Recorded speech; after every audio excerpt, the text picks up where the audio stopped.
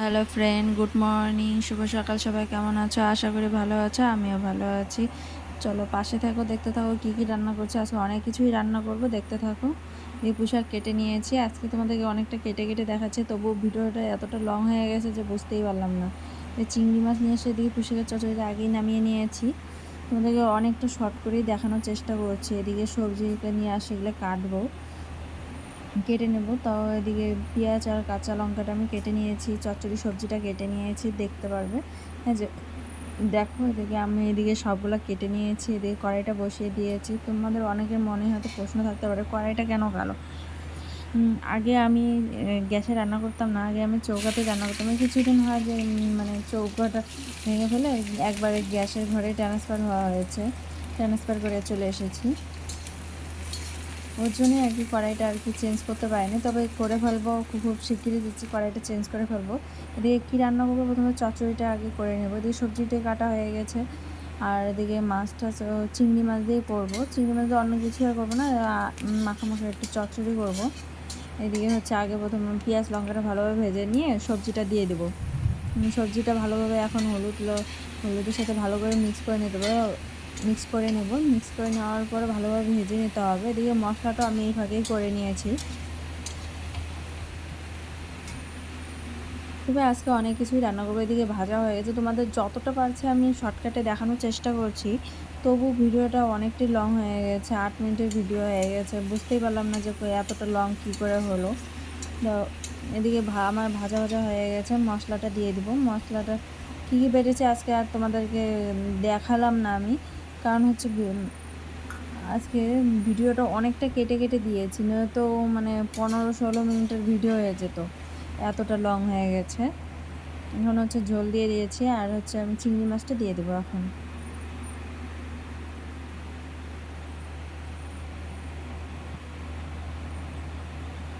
দুটো চিংড়ি রেখে দিলাম, ভাজা খাবে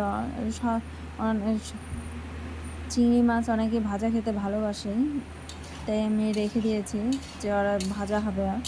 আর এদিকে চচ্চড়ি একদমই অল্প বানিয়েছি, হালকা চিংড়ি মাছ দিয়ে, মানে অর্ধেকের বেশিটুকু দিয়েছি। এদিকে আর মাখা মাখা একদম চচ্চড়ি দেখো কেমন হয়েছে। এখন হচ্ছে আমার চচ্চড়ি হয়ে গেছে, নামিয়ে নেব।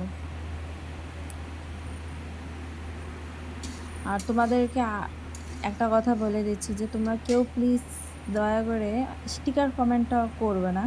দেখো আমাদের চচ্চড়ি নামানো হয়ে গেছে, এখন হচ্ছে মাছের মাথাতে মুড়িঘণ্ট করবো। চালটা ধুয়ে নিয়েছি আমি, দেখো এতটুকু চাল দিয়েই করবো। ফার্স্ট টাইম করেছিলাম, সেটা তোমাদের সাথে শেয়ার করেছি, এটা হচ্ছে সেকেন্ড টাইম যে আমি মুড়িঘণ্ট বানাচ্ছি।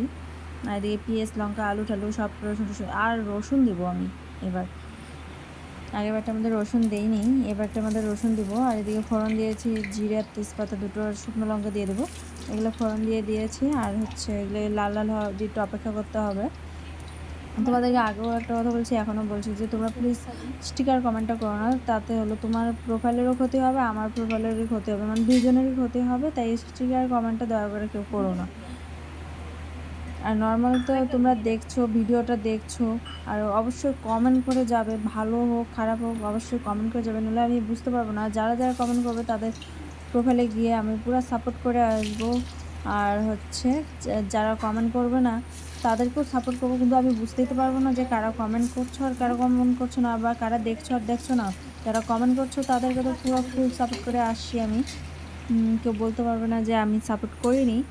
আমার যতটা সম্ভব আমি কাজের ফাঁকে যখন বসে মোবাইল নিয়ে ছেলেকে বই পড়ানোর পরে, তখনই আমি যখন বই পড়ানো শেষ তখন আমি মোবাইলটা হাতে নিই, তখনই আমি যদি ফাঁকা থেকে আমি তোমাদেরকে সাপোর্ট করে আসি।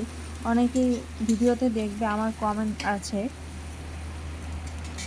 এখন হচ্ছে আমি চালটা দিয়ে দেবো, এটা লাল লাল হয়ে গেছে। এখন হচ্ছে হলুদটা দিয়ে আগে মিক্স করে নিয়ে তারপর চালটা দিয়ে ভাজা ভাজা করবো। আর তোমাদেরকে বলছি যে অবশ্যই কমেন্টটা করবে, কারণ কমেন্টটা করতে ভুলো না। কারণ কমেন্টের উপর নির্ভর করে তো বুঝতে পারবো যে আমি কে আমাকে ভালোবাসে বেশি, আর কে আমাকে সাপোর্ট করছে। আমি তো তাদের কাছে গিয়ে ফুল সাপোর্ট করে আসবো, আর যারা সাপোর্ট করে না তাদেরকেও করি, কিন্তু আমি জানি না কারা সাপোর্ট করছে আর করছে না। কমেন্টের উপরেই তো নির্ভর করে বোঝা যায় যে কে সাপোর্ট করছে আর কে করছে না।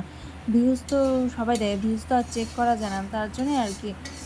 তোমরা হলো কমেন্টটা অবশ্যই করবে আমাকে, নয়তো আমি বুঝতেই পারবো না।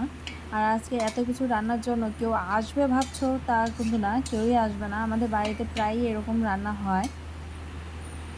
আর চালটা দিয়ে দিব এখন, চালটা দিয়ে ভালোভাবে ভাজা ভাজা করে নেব। আর তোমাদের এখানে বৃষ্টি কেমন হচ্ছে প্লিজ কমেন্ট করে জানিও, কারণ আমাদের এখানে এতটাই বৃষ্টি হচ্ছে যে মানে বলার মতো না, এখন অবধি ভরে যাচ্ছে, সুইমিং পুলের মতো হয়ে গেছে। আর এই বৃষ্টির দিনে যাদের বাড়ি নদীর কাছে তাদের তো খুবই রিস্ক, কারণ নদী তো পুরো ভরে গেছে। আর তাদের বাড়ি ঘরের মধ্যেও জল উঠেছে, অনেকের বাড়ি ঘরে আমি শুনেছি। তবে তারা অবশ্যই সাবধানে থাকবে। দরকার হয় বাড়ি ছেড়ে আত্মীয় স্বজনের বাড়িতে গিয়ে থাকো, তবু নদীর ধারে কেউ যেন বাড়িতে থেকো না, কারণ রাতারাতি জল বেড়ে যায়। আর এতটা রিস্ক নেওয়াটাও কোনো দরকার নেই। আগে সবার প্রথমে নিজের প্রাণটাকে বাঁচাও, তারপরেই হলো বাকি সব। আর আমাদের ঘরের পিছন তো মানে প্রচুর জল জমে গেছে, এদিকে পাট খেত আর এদিকে হলো জল জমে গেছে, প্রায় অর্ধেক মানুষের বেশি জল জমে গেছে। আর যখন মানে গরম দেয় তো গরম দিতেই থাকে, আবার যখন ঠান্ডা তো প্রচুর ঠান্ডা দিতেই থাকে, মানে মিডিয়াম তো নাই বলা চলে। আর এদিকে হচ্ছে যখন বৃষ্টি দেয় একবারে এক ঢালা বৃষ্টি নামতেই থাকে, মানে বাড়িঘর একদম পচিয়ে ফেলে দেয়। যে শান্তি নেই, কোনো কিছুতেই শান্তি নেই, না গরমে শান্তি আছে, না অতিরিক্ত ঠান্ডাতে, না বৃষ্টির দিনে, কোনোটাতেই নেই। মিডিয়াম কোনো সময় থাকে না, তো হতে থাক বৃষ্টি। তবে যাদের গরু টরু আছে তাদের তো বড় সমস্যা, গরুগুলোকে বাঁধবে কোথায়, গরুগুলাকে খাওয়া দেবে কোথায়, এটাই হলো সমস্যা বৃষ্টির দিনে। আর অনেকেই হলো মাঠে ঘাটে কাজ করে, তাদের তো আরও বেশি সমস্যা হচ্ছে। বৃষ্টিটা কবে যে কমবে বুঝতেই পারছি না। এই দেখো তোমাদের সাথে গল্প করতে করতে আমার রান্না প্রায় হয়ে গেছে। এখন কী কী রান্না করছে সব টোটাল তোমাদেরকে দেখাচ্ছি আমি। এদিকে আমাদের মুড়িঘণ্টও হয়ে গেছে। আর রান্নাটা কেমন হয়েছে অবশ্যই প্লিজ কমেন্ট করে জানিও। তোমাদের সাথে অতটা শেয়ার করতে পারিনি, কারণ ভিডিওটা প্রচুর লং হয়ে যেত, তোমরা কেউ দেখতেও চাইতে না, তো স্কিপ করে চলে যেতে। আর তার জন্য ভিডিওটা যতদূর সম্ভব আমি কেটে দিয়েছি। তো অবশ্যই দেখো, লাইক কমেন্ট শেয়ার অবশ্যই করে দিও। আর হচ্ছে আমাদের রান্না কমপ্লিট, নামিয়ে নিয়েছি, দেখো কেমন হয়েছে। ভালো মন্দ যাই হোক তোমরা প্লিজ কমেন্ট করে অবশ্যই জানাবে, নাহলে আমি বুঝতে পারবো না। আর এদিকে দেখো আমি কী কী রান্না করেছি সেটাও তোমাদের সাথে দেখিয়ে দিচ্ছি। এদিকে ডাল করে নিয়েছি, আমি মুসুর ডাল করে নিয়েছি। এদিকে হচ্ছে পুঁই শাকের চচ্চড়ি করেছিলাম। এই যে মানে ফিল্টার লাগানোর জন্য এগুলো মানে কালারটা এতটা বাজে আসে, আমি বুঝতেই পারিনি যে ফিল্টার লাগালে কালারটা এতটা বাজে আসতে পারে, ভাবতেই পারিনি। এই দেখো আমের চাটনিও করে নিয়েছি। আসলে